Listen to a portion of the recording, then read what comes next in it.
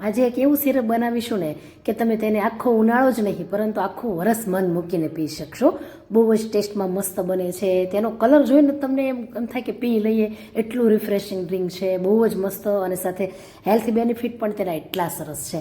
બહુ જ ટેસ્ટી બને છે. ચાલો જોઈ લઈએ એકદમ મસ્ત એવું રિફ્રેશિંગ ડ્રિંકનું સિરપ. તો સૌ પ્રથમ વરિયાળી લઈ લઈએ, તેને એક વાસણમાં ઉમેરીને સાથે જ પાણી ઉમેરી દઈએ અને હવે એલચી પણ સાથે ઉમેરી, જેની ફ્લેવર બહુ સરસ આવે છે. બધું પાણીમાં ડૂબાડીને ઢાંકીને 5 કલાક રહેવા દેવાનું છે. નાગરવેલના પાન છે તેને 2 થી 3 પાણી વડે ધોઈ લેશું હળવા હળવા હાથે.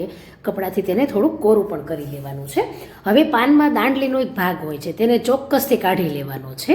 અને પાન છે ને નથી આપણે બહુ ગઢા લેવાના કે નથી કોમળ લેવાના, એવા આપણે મીડિયમ સાઇઝના લેવાના છે. અને તેને જો આ રીતે કાતરની મદદથી કટકા કરી લેશું. પછી જોઈએ તો 5 કલાક થતાં જ વરિયાળી અને એલચી છે સરસ એવા પલ્લીને ડબલ થઈ ગયા છે. હવે મિક્સર જારની અંદર જે પાનના ટુકડા કર્યા તે લઈ લઈએ, 1/4 કપ પ્રમાણે ગુલકંદ લઈ લઈએ અને સાથે જ વરિયાળી અને એલચીનું પાણી સાથે જ બધું જ ઉમેરી દેવાનું છે. જો મિક્સર જાર નાનું છે તો 2 ભાગમાં તમે તેને ક્રશ કરજો. તો અહીં છે ને આ બધું ક્રશ કરવામાં મારે 2 કપ જેટલા પાણીની જરૂર પડે છે. અને દબાવીને બધું જ આપણે પલ્પ છે તેનું બધું કાઢી લેવાનો છે. આ પ્રોસેસ આપણે 2 થી 3 વાર કરી લેવાની છે, એટલે બધું જ તેનો ક્રશ છે એ નીકળી જશે અને જે કૂચા જેવો ભાગ નીકળે છે તેને દૂર કરી લેવાનો છે. અને જુઓ ફ્રેન્ડ્સ, હવે એક સરસ એવો બેઝ તૈયાર થઈ ગયો છે. હવે કપના માપથી જોઈએ ને તો આપણને ખ્યાલ આવે કે કેટલો બેઝ તૈયાર થયો છે. તો અહીં 2 and 3/4 કપ એટલું આપણે થયું છે, એટલે 2 and 3/4 કપ જેટલું સિરપ આપણી પાસે અત્યારે રેડી છે. અને તેમાં આપણે ખાંડ અથવા સાકર ઉમેરી દેવાની છે. તો મેં સાકર ઉમેરી છે, તો કપના માપથી મેં 2 કપ જેટલી સાકર ઉમેરી છે.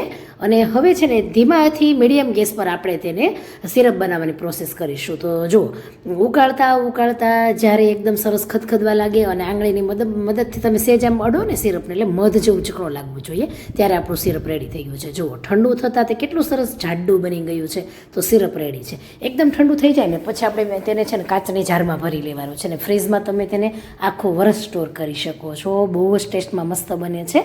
હવે જુઓ જે પ્રમાણે તમારે બનાવવું એ પ્રમાણે આપણે લઈ લેવાનું છે. તો અહીં મેં 700 ml દૂધમાં 1/3 કપ જેટલું સિરપ ઉમેર્યું છે, થોડાક ગ્રીન કલરના ડ્રોપ્સ ઉમેર્યા છે, પછી ગુંદ કતીરા ઉમેરી દેવાનું છે જે શરીરમાં તે ખૂબ જ ઠંડુ છે. તખમરિયા ઉમેર્યા છે, પલાળેલી સૂકી પીળી દ્રાક્ષ, ગુલાબની પાંદડી અને બધું મિક્સ કરી લેવાનું છે. બહુ જ ટેસ્ટમાં મસ્ત બને છે. અને કલરથી તમને ખ્યાલ આવી જાય ફ્રેન્ડ્સ કે કલર પણ એટલો સરસ રિફ્રેશિંગ છે. તો એકદમ મસ્ત છે. કલર ઉમેરવો બિલકુલ ઓપ્શનલ છે અને બહુ જ ટેસ્ટમાં મસ્ત બને છે. ઉપરથી થોડીક આપણે આલમંડની ફ્લેક્સ ઉમેરી દઈએ. ટેસ્ટમાં પણ એટલું સરસ છે, બનાવવું પણ એકદમ સહેલું છે. તો ટ્રાય કરજો આ સિરપની અને શેર કરી દેજો.